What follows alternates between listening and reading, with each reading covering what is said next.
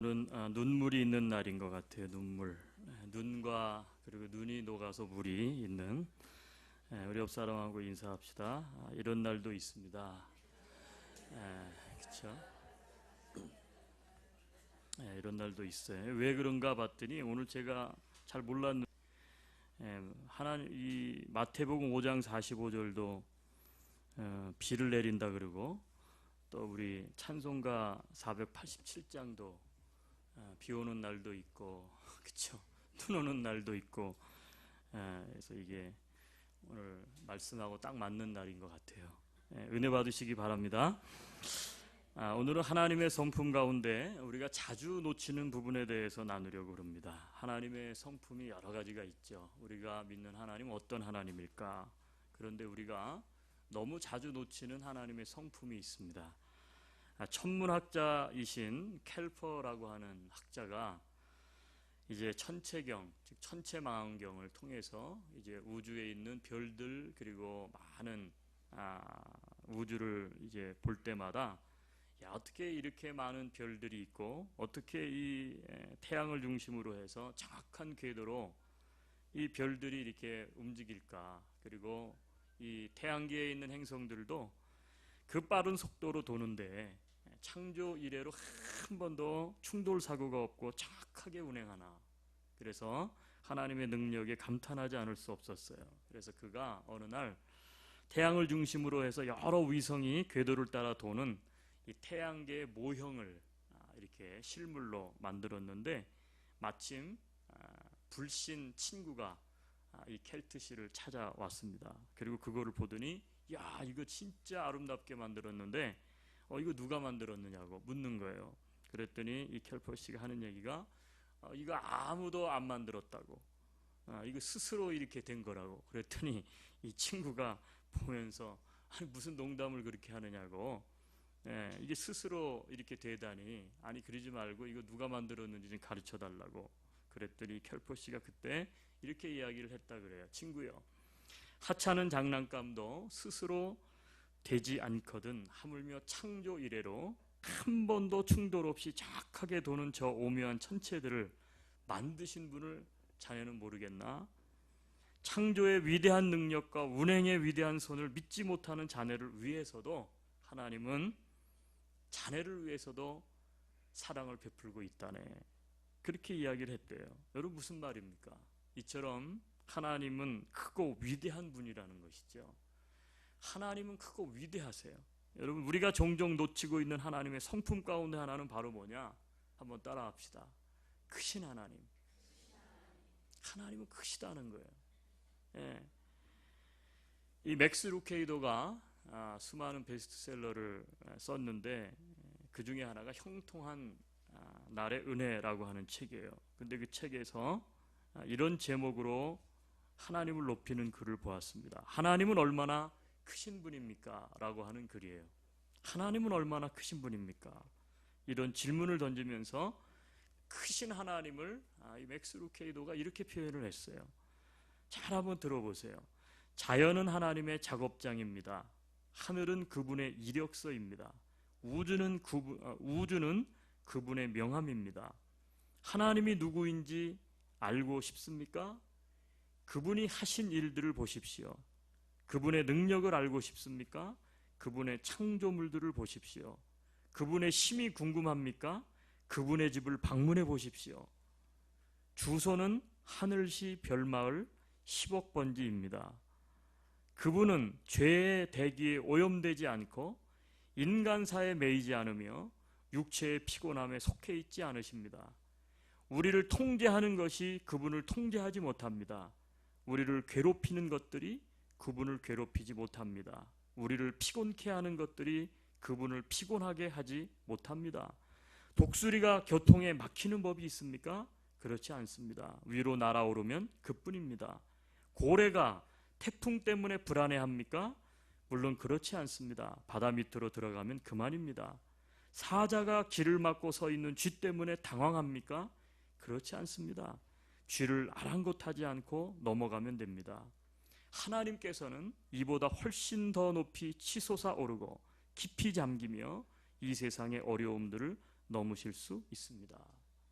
하나님은 얼마나 크신 분입니까? 라고 하는 도전이 되는 글이에요. 하나님은 참 크시죠. 우리가 이 하나님을 모르는 거 아니에요. 다 알고 있어요. 예. 그런데 이 크신 하나님에 비해서 우리는 얼마나 작은 사람들인지 모릅니다. 우린 참 작죠. 크신 하나님을 믿는다고 하면서도요, 얼마나 이 마음이 속이 좁은지. 예. 그래서 속 좁은 나의 마음으로 이런 큰 이 하나님을, 이 하나님의 자비와 은혜를 어떻게 감당하지 못할 때가 참 많아요. 그래서 주님은 오늘 이 시간에도 오늘 성경 45절에 뭐라고 말씀하시느냐 하면, 악한 자라 할지라도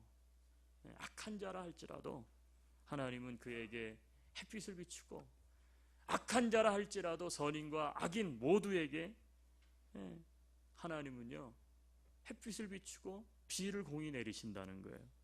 음식과 공기와 물을 주신다는 거예요. 여러분, 주님의 마음은 우주처럼 넓습니다. 물론 종말에 악인은 심판하겠지만 주님의 자애와 주님의 인애는 우리가 생각하는 상상 이상이에요. 그렇죠? 근데 우리는 어떻습니까? 저는 요즘 이런 생각을 참 많이 합니다. 삶을 살면서 참 내가 너무 옹졸하게 사는 거 아닌가? 옹졸하게 사는 거 아닌가? 참 부끄러울 때가 많아요.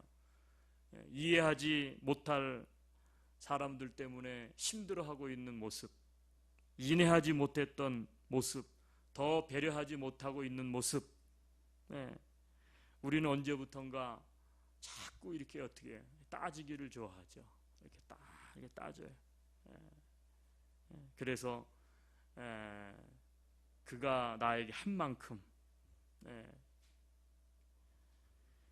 여러분, 우리가 주님을 믿는 사람이라면 우리는 오늘 내가 이해하지 못할 자에게도 주님의 자비로움을, 주님의 자애로움을 흘려보내야 될 줄로 믿습니다. 왜 그럴까요? 그들에게 주님께서 내리시는 비를, 주님의 단비를 우리의 작은 손바닥으로 가릴 수 없기 때문에 그래요. 우리 45절을 다시 한번 보죠. 말씀에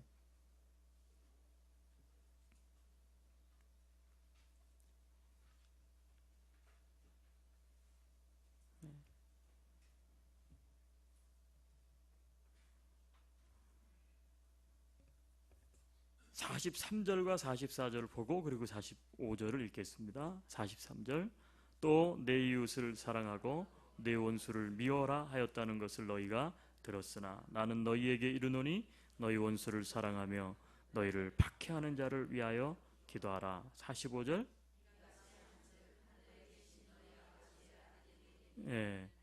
이는 하나님이 그 해를 악인과 선인에게 비추시며 비를 의로운 자와 불의한 자에게 내려. 여러분, 여기 45절에 보면 뭐라고 돼 있어요? 첫 단어가 이같이 한즉이에요. 이같이. 어떻게 한즉? 그 앞에처럼 한즉. 그 앞에가 뭡니까? 원수를 사랑하며 박해하는 자를 기도하고, 기도하고. 이같이 한즉, 그렇게 한즉. 속 좁아서 네가 나 한 대 때렸으니까 나는 2대 때릴 거야, 이러지 않고 하나님의 크신 하나님의 마음을 가지고 그들을 용서하고 그들을 위해 기도하고 축복하게 한즉, 그러면 어떻게 돼요? 하늘에 계신 너희 아버지의 뭐가 돼요? 아들이 된다는 거예요. 우리가. 그러면 여기서 우리는 중요한 공식을 하나 발견하게 됩니다. 우리가 하나님의 자녀다라고 이야기를 하는데, 하나님의 아들이 되는, 우리가 하나님의 아들이라고 일컬음을 받게 되는 이유가 어디 있다는 거예요. 오늘 본문에서는 크신 하나님의 마음을 가지고, 크신 하나님의 마음을 가지고 모든 사람들을 품는다는 거예요. 그러면서 구체적으로 하나님의 성품을 그 뒤에 이렇게 이야기합니다. 이는 하나님이 그 해를 악인과 선인에게 비추시며 비를 의로운 자와 불의한 자에게 내려주십니다. 하나님은 악인도 선인에게도 빛을 비춰주시고, 의로운 자와 불의한 자에게도 하늘의 비를 어떻게 돼요? 내려주신다는 거예요. 근데 우리는 어떻게 합니까? 애들 말 맞다나 짤 없죠. 짤 없어. 그래서 46절에는 이렇게 말씀합니다. 너희가 너희를 사랑하는 자를 사랑하면 무슨 상이 있으리요? 세리도 이같이 아니하느냐. 여러분, 하나님은 크신 하나님이에요. 아멘이세요? 그래서 우리가 정말로 때로는 이해하지 못해요. 그런 사람에게도 우리는 주님의 이 크신 하나님의 자애로움을 흘려보내야 될 줄로 믿습니다. 그게 하나님의 아들이라고 하는 증거예요. 우리가 하나님의 성품은 커요. 그러면 우리도 또한 그의 아들이라면 어떻게 돼요? 우리도 크신 하나님의 성품을 가지고 살아야 된다는 거예요. 그런데 우리는 항상 이렇게 생각하는 것 같습니다. 나를 향해서는 늘 하나님이 커. 그렇죠? 근데 남을 향해서는 늘 속 좁아. 그 하나님은 속 좁은 하나님을 보여주고 있어요. 우리 찬송가 중에 크신 하나님을 찬양하는 찬양이 있죠. 우리가 참 좋아하는, 아마 세계 기독교인들이 좋아하는 몇 찬양 중에 하나일 것 같아요. 그 크신 하나님의 사랑. 혹시 아시죠? 그 크신 하나님의 사랑 말로 다 용 못하네. 가사를 한번 잘 생각해 보세요. 저 높고 높은 별을 넘어 이 낮고 낮은 땅 위에 죄범한 영혼 구하려 그 아들 보내사 화목제물 삼으시고 죄 용서하셨네. 하나님 크신 사랑은 증량 다 못하네. 영원히 변치 않는 사랑 성도여 찬양하. 3절이 더 은혜로워요. 하늘을 두루마리 삼고 바다를 먹물 삼아도 한없는 하나님의 사랑 다 기록할 수 없겠네. 하나님의 크신 사랑 그 어찌 닿았을까. 저 하늘로 비싸도 채우지 못하리. 하나님 크신 사랑은 증량 다 못하네. 영원히 변치 않는 사랑 성도여 찬양하세. 이 찬송가 304장은 크신 하나님의 사랑인데, 저는 이 3절 가사가 정말 신앙의 어떤 하나님의 감동에서 나온 그 영감 있는 찬양이라고 생각을 해요. 3절 이 가사를 어떻게 이런 가사를 쓸 수 있을까? 하늘을 두루마리 삼고, 그렇죠? 하늘을 페이퍼 삼는다는 거예요. 그리고 바다를 먹물 삼아. 바다가 잉크요. 한없는 하나님의 사랑을 다 기록할 수 있느냐? 못한다는 거예요. 여러분 혹시 그런 거 해보신 분 있어요? 옛날 분들은 연필을 깎아가지고 연필이 다 닳도록 글을 한번 써보신 분 있습니까? 없어요? 제 대학교 때 부산 친구가 하나 있는데, 자기가 좋아하는 여자분이 있어요. 그랬는데 이 여자분이 간호사예요, 간호사. 부산에 있는 모병원 간호사인데 짝사랑하는 거예요.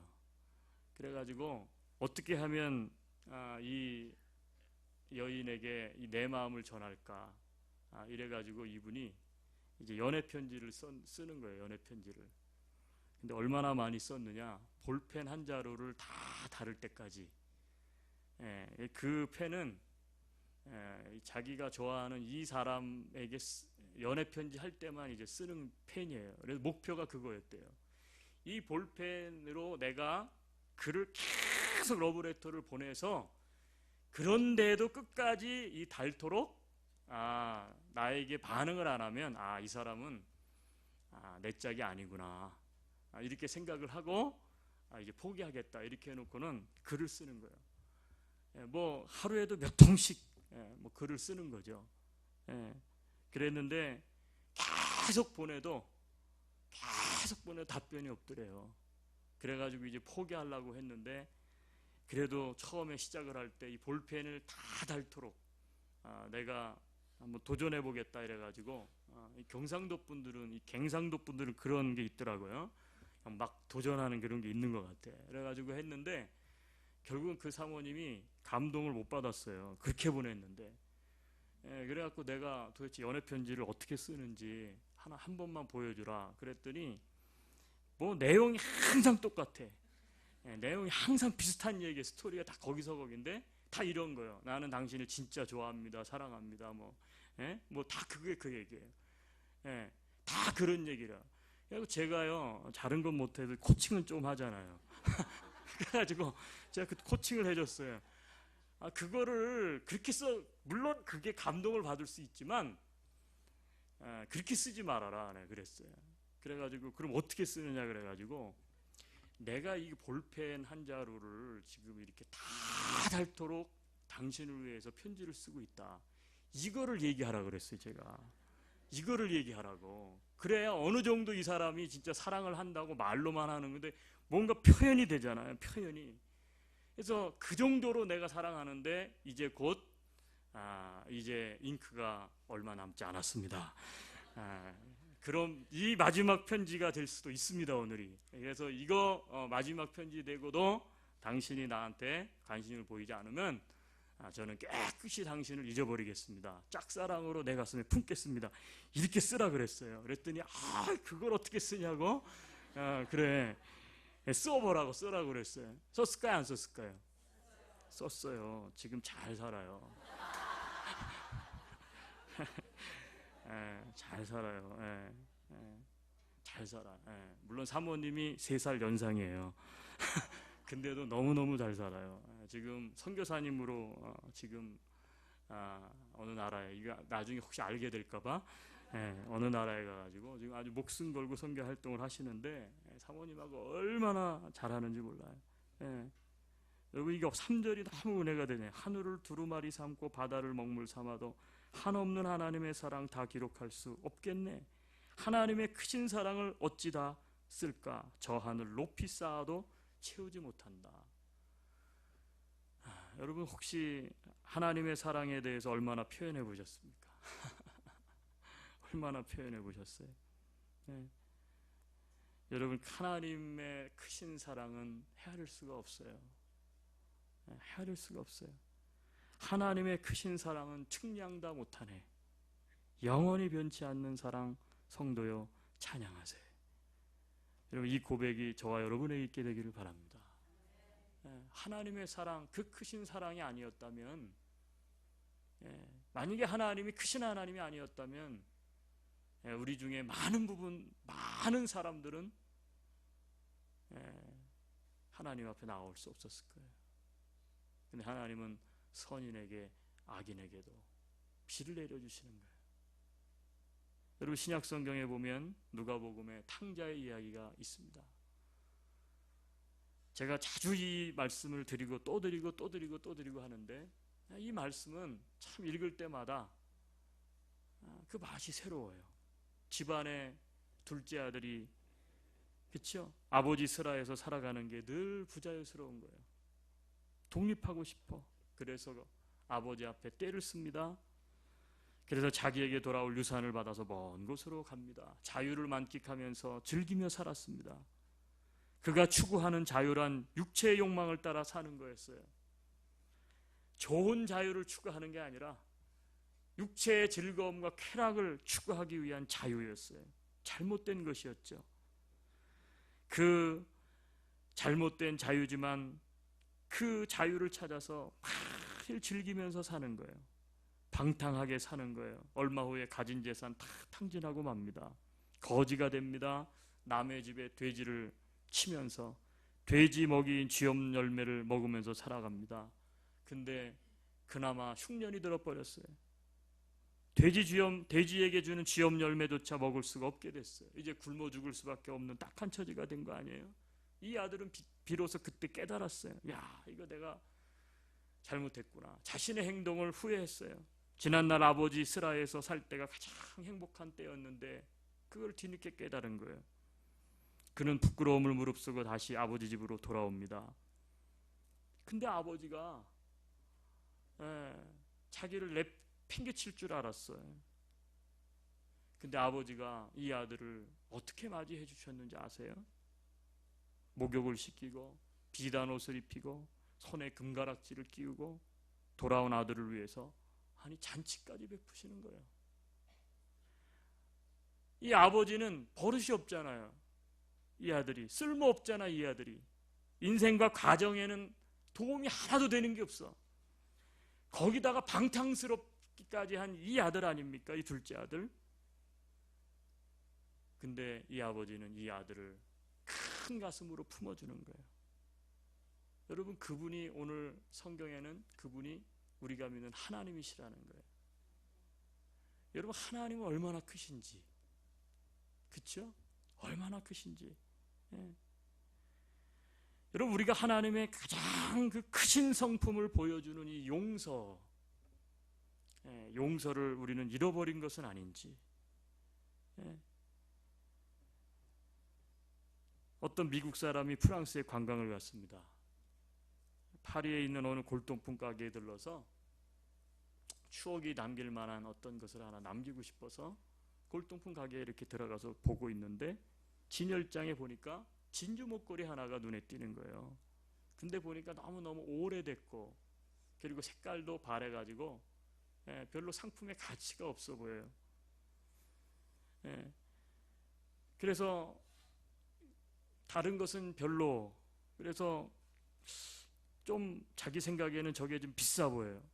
그래도 이거 좋은 하나의 기념품이 되겠다 싶어서 그 골동품을 500불을 주고 사갖고 왔어요.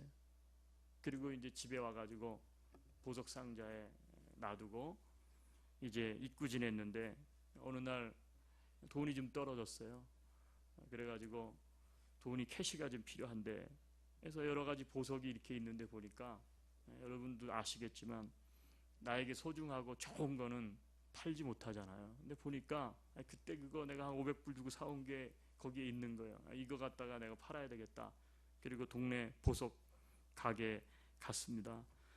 그래서 이거를 좀 캐시로 얼마나 받을지 모르겠지만 이것을 좀 팔고 싶습니다. 그랬더니 이 사람이 그 진주 목걸이를 자꾸 유심히 보는 거예요. 자꾸 보고 또 보고 또 보고, 그리고 이 사람을 이렇게 쳐다보고, 그러더니 심각한 얼굴로 이야기하는 거예요. 이거 진짜 팔려고 가지고 왔느냐고. 그럼 이거 팔려고 가져왔다고. 진짜 팔 거냐? 진짜 팔 거다. 그랬더니 하는 얘기, 그러면 내가 2만 불을 주겠다. 그러는 거예요. 깜짝 놀란 거예요. 아니 이게 왜 500불을 줬는데 왜 2만 불이라 그럴까? 그래가지고는 마음을 가다듬기 위해서 이거 팔면 안 되겠다는 생각이 갑자기 들어가고 집으로 가져왔어. 일단 이게 뭔가 있는가 보다, 이 목걸이에. 근데 뭐 아무리 봐도 자기는 잘 모르겠는 거예요. 그래서 다음날 이거 좀 다른 전문 보석 가게에 내가 이거 한번 가서 의뢰를 해야 되겠다. 그리고 이걸 가지고 간 거예요. 꽤 유명한 가게에 가지고 갔어요. 그랬더니 가게 주인이 뭐 이렇게 보더니 갑자기 그 주변에 있는 직원들하고 회의를 하는 거예요. 그래서 이상하다. 왜 저럴까? 그랬더니 이 사람이 또 똑같은 질문을 하는 거예요. 선생님, 이거 진짜 파실 겁니까? 이 사람은 그러면 내가 진짜 팔려고 가지고 왔지. 선생님 죄송한데 직업이 뭐세요? 내 직업은 뭐 공무원이지. 이거 어디서 샀어요? 내 프랑스 갔다가 거기에 뭐 관광품 뭐 이렇게 골동품 가게 갔다가 뭐 추억이 될 만한 게 없을까 하다가 그냥 있어서 좀 그냥 기념품으로 하나 가져왔는데 별로 나한테 필요하지 않은 것 같아서 캐시도 필요하고 그래서 팔려 그런다. 그랬더니 이걸 얼마 받으려고 하세요? 이렇게 물어보는 거예요. 그래서 나는 잘 모르겠다고 500불 주고 샀다는 얘기를 하고 싶지 않죠. 그럴 때는 뭔가 왜냐 2만 불이라고 얘기했으니까. 그래서 나는 잘 모르겠다고 그랬더니 자기들끼리 또 그렇게 하더니 하는 얘기가 그러면 저희가 5만 불을 드릴 테니까 파시겠습니까? 이러는 거예요. 그래가지고 이분이 거기서 딱 느꼈어. 이게 보통 뭔가가 있구나. 뭐가 있구나. 그래서 이분이 이제 얘기를 하는 거예요. 아니 도대체 내가 어제도 어디를 갔었고 오늘도 여기로 왔는데 이거 난 500불짜리니까 뭐 많이 받아요. 500불인데 왜들 왜 이렇게 이걸 5만 불 이렇게 부르고 하느냐고. 도대체 무슨 이유 때문에 그러느냐 좀 얘기를 해달라. 왜 이게 이렇게 갑자기 값이 많이 나가냐. 색깔도 바라고 이거 별거 아닌데. 그랬더니 골동품 가게 주인이 물어보는 거예요. 아니 그러면 이거를 아직도 모르고 계셨습니까? 뭐 때문에 그러냐 그랬더니 이제 이렇게 얘기를 하는 거예요. 여기 이 목걸이 요 부분에 여기 보시면 글씨가 새겨져 있는데 눈으로는 잘 보이지 않는 거죠. 근데 이제 기계를 통해서 보면 보이는데 그 글씨에 이렇게 쓰여 있다는 거예요. 사랑하는 조세핀에게 황제 나폴레옹으로부터. 그리고는 오른편에 나폴레옹 황제의 친필 사인이 들어있는 거예요. 그러면서 가게 주인이 이 사람에게 하는 얘기가 이 진주 목걸이 자체만으로는 별로 값어치가 많지 않습니다. 그러나 여기에 적혀 있는 이 글씨와 친필 사인 때문에 이게 값이 나가는 겁니다. 왜 그럴까요? 조세핀에게 황제 나폴레옹이 준 거니까. 여러분 보석 값보다 거기에 적힌 글값이 훨씬 더 비쌌던 거예요. 여러분 우리가 다 이 진주와 같지 않습니까? 무슨 얘기예요? 나라고 하는 사람은 값 나가는 존재가 아니에요. 나라고 하는 사람이 무슨 값이 나가요? 보잘것없지 다. 그런데 하나님이 거기다가 이름을 새겨놨어. 뭐라고 새겨놨냐? 요거 나의 사랑, 요거 나의 사랑하는 아들 홍길동, 요거 내 사랑하는 딸 아무개. 이게 무슨 얘기예요? 하나님의 소유물이 돼버렸어. 우리가 하나님의 소유물, 믿음으로 하나님의 자녀가 됐단 말이에요. 여러분 그래서 하나님의 소유물이 됐는데 여전히 나를 보면 별거 아니야. 이거 뭐 예수 믿기 전이나 예수 믿거나 뭐 다 조금 흉내는 내는 것 같은데 이제 아직도 그쵸? 아직도 막 그랬을 거예요. 오늘 아침에도 막 오면서 투덜투덜 막 이놈의 날씨가 도대체 미친 거 아닌가? 그쵸?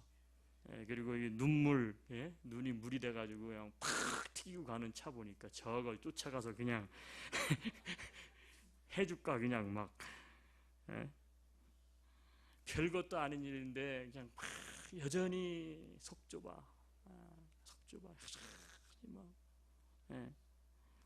막 그냥 불평이 올라오고 불만이 올라오고 막 집에서도 그렇고 막 변한 건 하나도 없네. 여러분 그렇잖아요. 소유물 자체는 별거 아니야. 우리 이 소유물은. 근데 소유자가 하나님이시기 때문에 우린 다 가치 있는 인생이 된 줄로 믿습니다.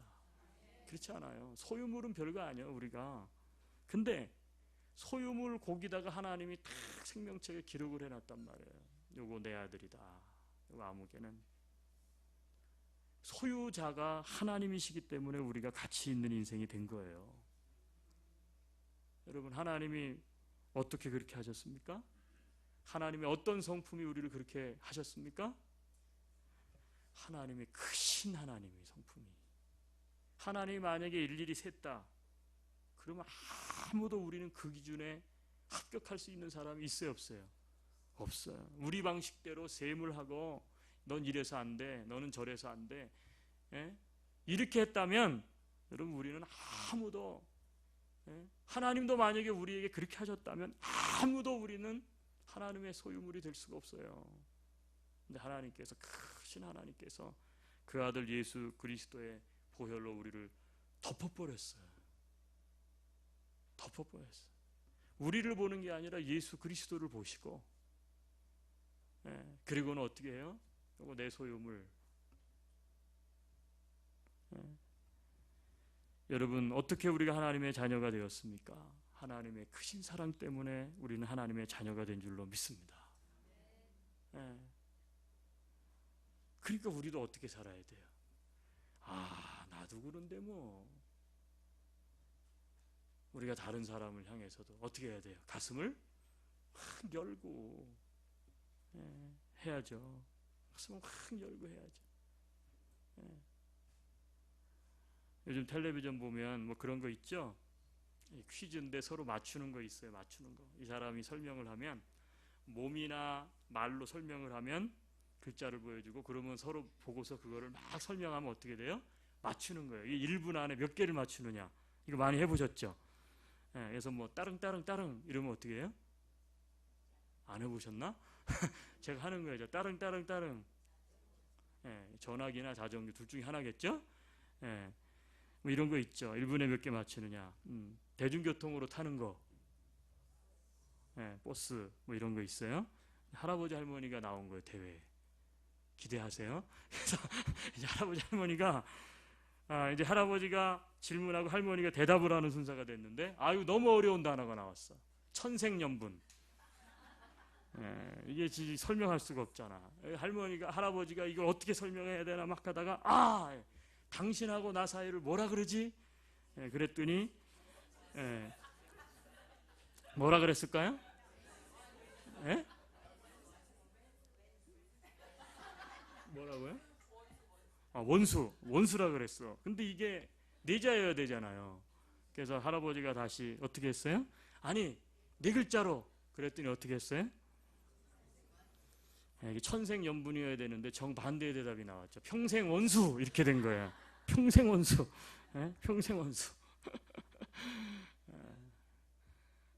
한번 옆 사람 봅시다.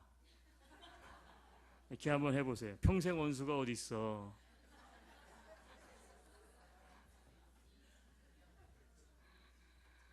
평생원수가 어디 있어요? 평생원수가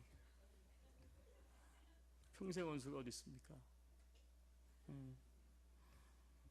근데 우리는 어떻게 해요? 평생 원수로 살아. 진짜 평생 원수야. 예. 그냥 뭐 내가 무덤에 들어갈 때까지 눈에 흙이 들어갈 때까지 예. 나는 진짜 안 잊어버려. 너 그렇게 한 거. 그러면서 어떻게 돼요? 평생 금 긋고 살아가죠.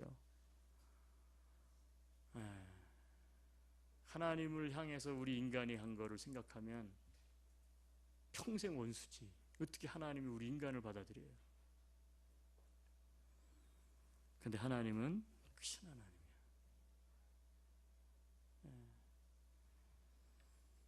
여러분 우리가 크신 하나님을 믿는 사람들이라면 큰 마음으로 원수도 품고 사는 것입니다. 아멘이세요? 품고 사는 거예요. 크신 하나님을 우리가 믿는다면 작은 일에 연연하지 않고, 작은 이익에 마음이 왔다 갔다 하지 않고, 작은 생각에 얽매이지 않고, 작은 믿음 가지고 하나님을 평가하려 하지 말고. 그쵸? 우리는 뭐 조금 하나님을 뭐 안다고 뭐 조금 내가 믿음이 얼마나 되는지 모르겠지만, 있어봤자 얼마나 믿음이 있어요. 우리가 믿음 좀만큼밖에 되는 거 아니에요? 근데 그 믿음이 있다고 좀 신앙생활 했다고 막 성경이 어쩌네, 하나님이 어쩌네, 세상에서 조금 학문 요만큼 배웠다고 말이죠. 여러분 박사를 따도 박사가 그게 말이 박사지 그게 박사야? 아무것도 모르는지 사실은 그 분야에서 보통 사람보다 많이 아는 것뿐이지 그 분야에서 얼마나 더 알아요. 그런데 조금 좀 배웠다고 조금 더 인생 경험했다고 그거 조금 한 것 가지고 이 크신 하나님이 어쩌네 저쩌네 여러분 아무것도 아닌 작은 자 그렇잖아요. 우리는 기막크게 크신 하나님 앞에서 우리는 기권해야 돼. 하나님 앞에 내려놔야 돼요.